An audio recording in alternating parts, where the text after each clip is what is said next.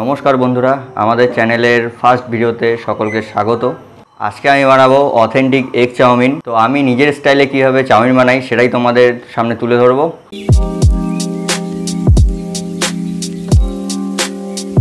Chowmein এটি সম্ভবত চীনা অভিবাসীদের দ্বারা মরিশাসে প্রবর্তিত হয়েছিল, যারা বেশিরভাগই 19 শতকের শেষের দিকে চীনের দক্ষিণ পূর্ব অংশ থেকে এসেছিল। তো আমরা একে একে ভেজিটেবলসগুলো কেটে নেব। প্রথমে পেঁয়াজ, গাজর এবং ক্যাপসিকামগুলো কেটে নেব।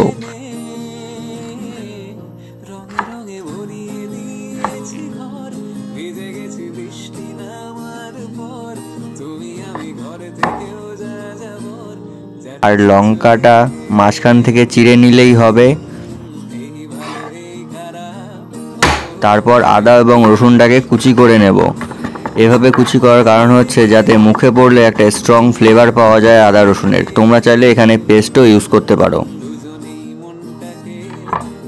তারপর একটা বাটিতে 2টো ডিম ফাটিয়ে নেব এবং তাতে সামান্য পরিমাণ হলুদ এবং স্বাদমতো নুন দিয়ে ভালো করে ফেটিয়ে রেখে দেব। তারপর গ্যাস জ্বালিয়ে গ্যাসের ওপর সসপ্যান বসিয়ে জল ঢেলে দেব। জলটা কিছুটা গরম হলেই আমরা সেটায় চাউমিন অ্যাড করে দেব।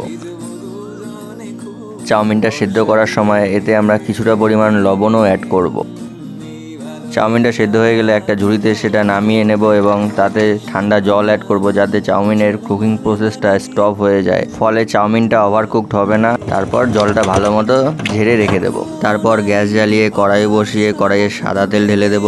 তেলটা গরম হওয়ার পর কড়াইয়ে ভালো মতো অয়েলিং করে নেব, তাহলে চাউমিনটা ভাজার সময় লেগে যাবে না। তারপর আমরা ভেজিটেবলসগুলো ঢেলে দেব। ভেজিটেবলসগুলো ভাজার সময় কিছুটা পরিমাণ লবণ অ্যাড করব। ভেজিটেবলসগুলো কিন্তু পুরোপুরি ভাজার কোনো দরকার নেই, তাহলে ক্রাঞ্চি ভাবটা চলে যাবে। ভেজিটেবলসগুলো একটু সতে করে নিলেই হবে। ভেজিটেবলসগুলো ভাজা হয়ে গেলে তাতে অ্যাড করে দেব ডিম। তারপর নাড়িয়ে চাড়িয়ে ভেজিটেবলসগুলোর সাথে ডিমটাও ভেজে নেব।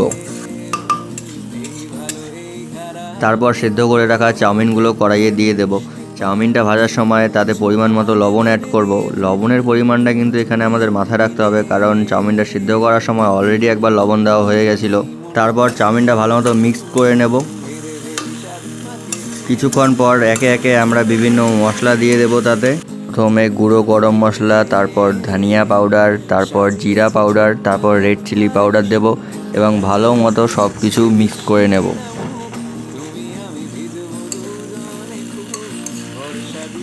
পর এতে অ্যাড করব আমরা ব্ল্যাক সয়া সস।